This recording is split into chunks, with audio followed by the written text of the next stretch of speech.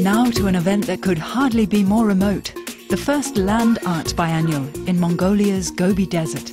We met some of the 24 international artists working there.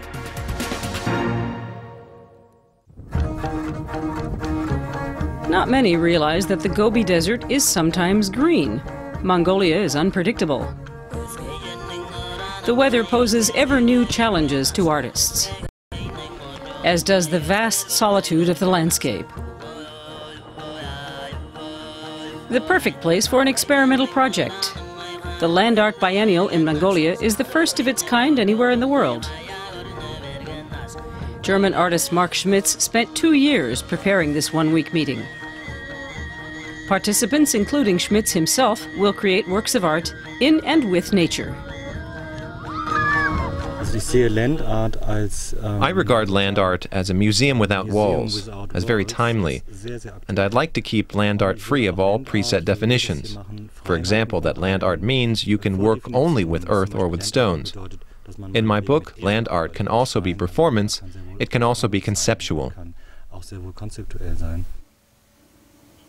The artists want to explore new paths, free of rules and constraints.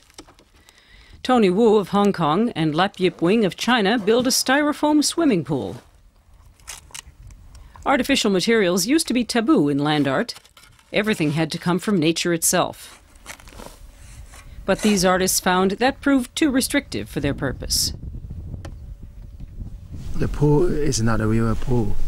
It's just a create illusion. But its illusion is related to some kind of fantasy, like so-called Fata Morgana. And the function is out of the real function of swimming pool, more to do with visually, to inspire. A backdrop like a film set. The artists say the viewer's thoughts will fill the empty pool. But few people will ever see it. Megumi Shimizu uses her body to create art that unites her with the landscape. The Japanese performance artist regards the rocks as living beings that communicate with each other and observe the people around them.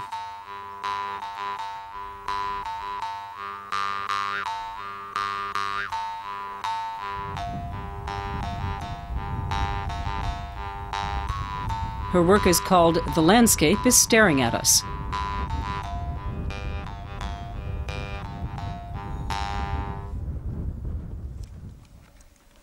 Mongolian artist Dagba George Sariter feels at home playing with the landscape. He uses Stone Age rock relief carving. He says Mongols have a natural affinity to land art because as children they play in and with nature. But this genre of art was not tried in Mongolia until the mid-1990s.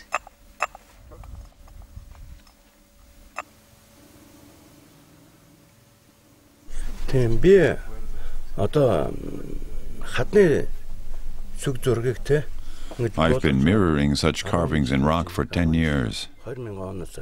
I've been interested in rock paintings and carving since the year 2000. This time I traced the ones I found in the Altai Mountains and brought the tracings here to show them to the rocks of the mountain Baga Gazrin Chulu.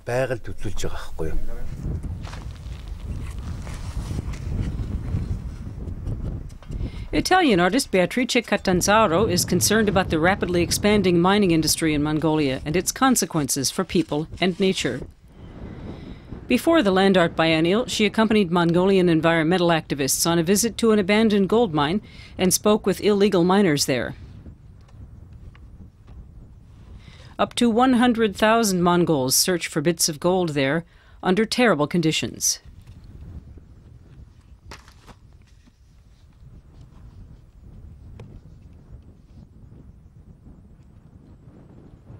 Beatrice calls her work ad infinitum. Its intent is to make invisible work visible. That's a tall order in the lonely desert. I always work with the content which most of the time deals with social, political issues.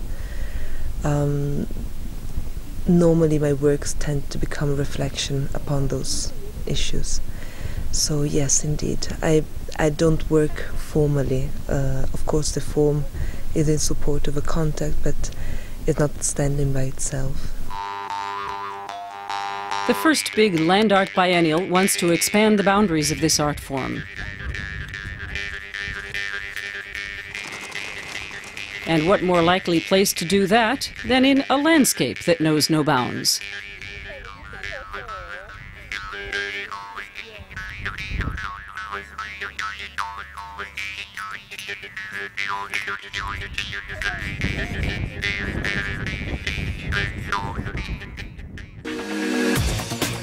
And now award-winning theatre and ballet. Stay tuned for our top